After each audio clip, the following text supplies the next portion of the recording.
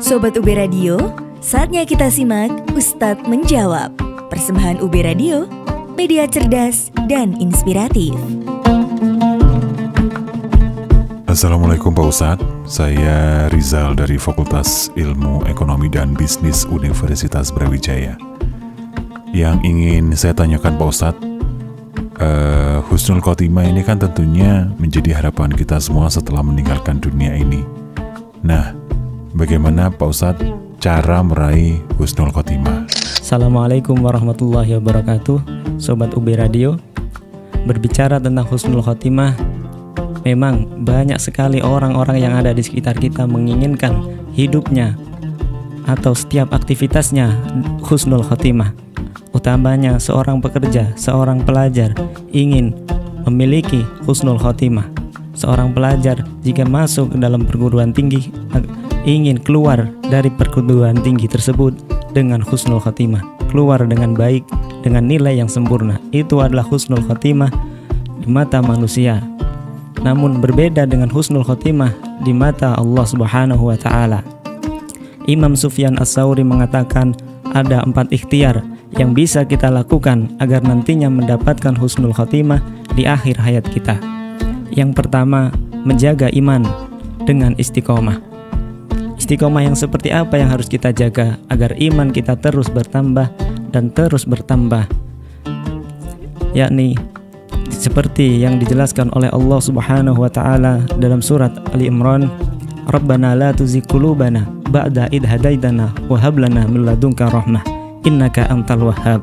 Ya Tuhan kami, janganlah Engkau jadikan hati kami condong kepada kesesatan. Sesungguhnya Engkau beri petunjuk kepada kami dan karuniakan kepada kami rahmat dari sisi Engkau, karena sesungguhnya Engkaulah Maha Pemberi karunia. Rasulullah sallallahu alaihi wasallam menjelaskan bahwa lawan dari iman adalah syirik. Oleh sebab itu kita sebagai mukmin harus menjaga diri kita agar tidak terkena syirik, dijauhkan dari perbuatan syirik.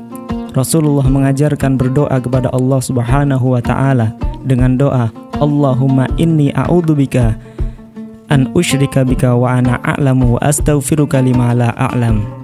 Ya Allah, sesungguhnya aku berlindung kepadamu dari perbuatan syirik, sedangkan aku mengetahuinya, dan aku memohon ampun kepadamu terhadap kesyirikan dan aku tidak mengetahuinya.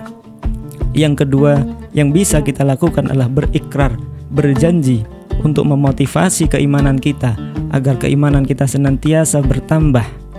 Sebagaimana ikrar yang terdapat dalam Al-Quran, Inna solati wa nusuki wa mahyaya wa mamati lillahi rabbil alamin.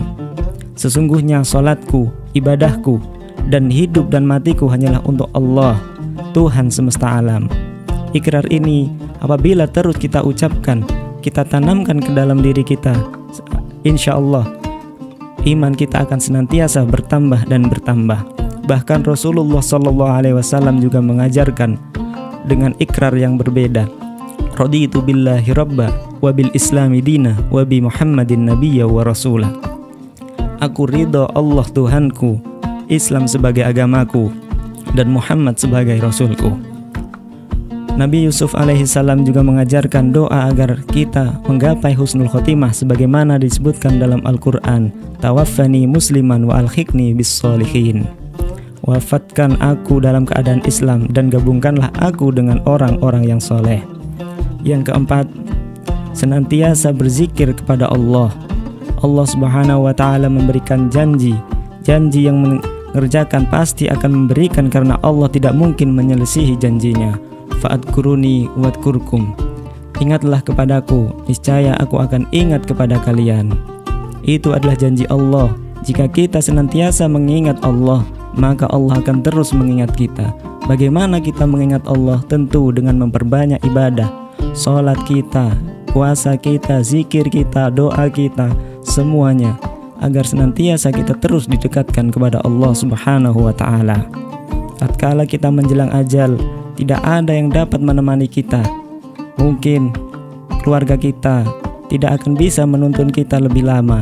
Namun Allah pasti dengan janjinya pasti akan memberikan hal-hal yang baik, memberikan Husnul Khotimah jika kita terus mendekatkan diri kepada Allah Subhanahu wa Ta'ala. Semoga kita dimudahkan untuk melakukan setidaknya 4 hal tersebut, agar Allah Subhanahu wa Ta'ala mengakhirkan hidup kita dengan husnul khotimah. Ketika ajal kita tiba, kita tetap dalam keadaan iman, Islam, dan ihsan, sehingga kita diakhirkan dengan husnul khotimah. Amin ya rabbal alamin. Terima kasih telah menyimak Ustadz Menjawab. Semoga apa yang disampaikan dapat bermanfaat untuk Sobat UB Radio. Tetap semangat menjalankan ibadah puasa.